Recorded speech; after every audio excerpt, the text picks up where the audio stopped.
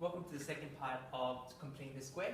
Like I said in the previous video, I'm going to teach you a shortcut on how to complete the square with the same question that I explained from last time. Right, here's the shortcut. The first few steps are the same. Write the first two terms out. And as usual, bring the number without x to the other side. So that becomes plus 11 or just 11. Now, here's like the template that you can always use when you complete the square. And that is this. Okay. This is what you can always use when you complete the square. Now, in terms of actually filling in the blanks, like I explained in the previous video, divide the middle number by 2, that's going to be 3. Now the sign that goes in front of it is the same sign as what's in front of that number, in this case plus. So the sign in between the x and the number, it doesn't matter. And the 11 is still there as usual. But the little extra step now you got to do is the number that you just halved, you have to square it. In this case, that's 9. And that's the number you always have to add next to the number on the other side. Okay? So let's just rewrite this out.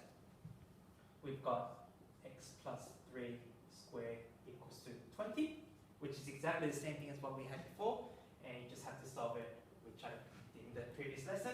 So just quickly, if I just solve this out, I'm going to get x plus 3 equals to plus or minus root 20. X equals 2 minus 3 plus or minus root 20. So as you can see, this is a lot shorter method compared to what I did in the previous video. Yes? So, do we have to simplify the 20 in the exam? Oh, that's a good question. I forgot to do that. If it says in simplified form, yes, that's a very good point, which I didn't do in the previous video. Thank you for pointing that out. Let's go ahead and actually simplify the root 20 then. Very good. Thank you for pointing that out. So if I do that, that's going to be a square number that goes into 20 is 4. So that's 4 times 5.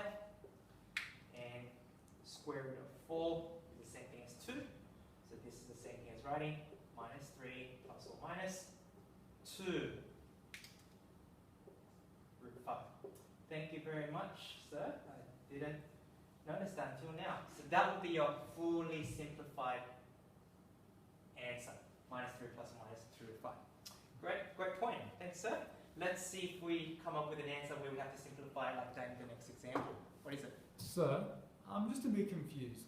When you say x equals negative 3 plus minus, what do you mean by plus minus? Oh, you get two separate answers, which I explained in the previous video. Oh, so I wasn't here, I was away yesterday. That's alright. Alright, so let's do the same shortcut method in this second example here. Alright, so, like I said, let's write the first two terms out. X squared minus 14x equals 2. Bring the minus 6 to the other side, and that becomes plus 6. Now remember the template. The template is this, bracket x, bracket squared, equals to the same number on the other side. So what we need to do, like I said, is get that middle number, and if I divide that by 2, that is 7, and the sign in front of that number is minus this time, so we put a minus here, okay? But now, after that, like we did here, we have to now square the number inside here. So 7 squared is 49, which you always have to plus next to the number on the other side. It's always plus 49. Once you've done that, let's just rewrite this whole thing out. So we've got bracket x minus 7 squared equals to 6 plus 49 is 55. Yeah? And then solve for x. So let's get rid of the square by square rooting it. So x minus 7 equals to square root of 55. So x is equal to, bring the minus 7 to the other side. That becomes plus 7 or just 7 plus or minus root 55. And in this case, we can't simplify root 55. So that is our fully simplified answer. Okay? Right, now, for this third example, we're going to apply the same steps, but you'll see it's going to be a bit more confusing because there's fractions involved. So let's try the same thing and see what we get this time. So So as usual, let's write the first two terms out. So x squared plus 5x equals 2. Bring the plus 2 to the other side, and that becomes minus 2. Alright, remember the template. Now, the number in the middle. Notice how this time the middle number is a 5. And if I divide that by 2, it's not going to be a whole number. And that's fine. But if it isn't a whole number and you're dividing by 2, put it in fraction form. Don't use decimals, leave it as fraction form.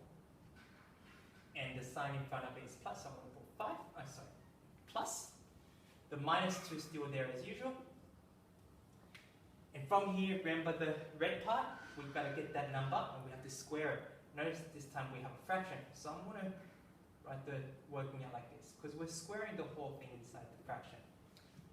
If you square what's inside the fraction, 5 squared is 25, 2 squared is 4. So this is the number that you're going to add next to the number on the other side.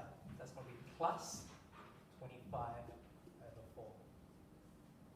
Now what you do after that, let's just rewrite this again. So we've got x plus 5 over 2 squared equals 2. Let's just put that in the calculator and see what we get in fraction form. So we've got minus 2 plus 25 over 4, that's 17 over 4. And it's the same steps as usual. The only difference this time in this example is it involves fractions, but that's about it. So this is going to be x plus 5 over 2 equals 2 plus or minus square root of the whole thing, 17 over 4.